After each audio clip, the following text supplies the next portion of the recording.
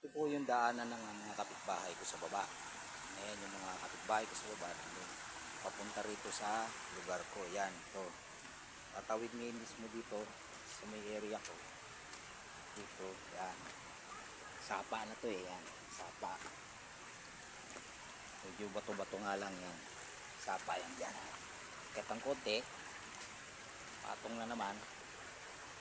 Pagdating dito sa akin, ito, yung area na to, ito yung niliwa ko na daanan nila. Maganda ko yan, yan. Yan. Isa na rito. Mayroong hawakan, yan. Ito may hawakan na. Kabilaan yan, hawakan. Ito yung may sinimento ko.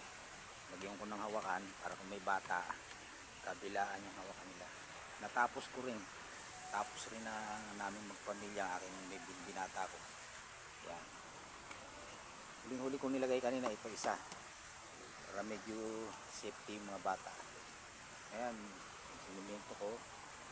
Nilagay ng hagdan-hagdan. Kasi yung hagdan-hagdan yan, hagdan-hagdan. Lagyan ng maayos na hawakan. Bilaan din hawakan.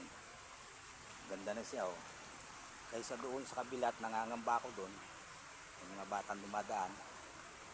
Para safety naman sila. Ayan. Ganito. Nandun sa dulo. Pataas. Ayan. May hawakan din. Tapos dito kung bata man yung hawak, baba lang. At hindi madudulas o dahil simentado yan. Yan. Ganyan. Dito sa taas. Karoon. Yun. Hindi madaan na nga doon. Kapitbahay ko naman. Umiigib naman doon sa may balon namin yan. Yan. Pag ganyan dyan. Yan. Ito ang pinakalas. Yung aking mga alagang pato nasa ilalim naman yun doon. Yung aking munting kubo. Tapos din ang project ko. So kasing maayos. Maganda yung kanilang daanan.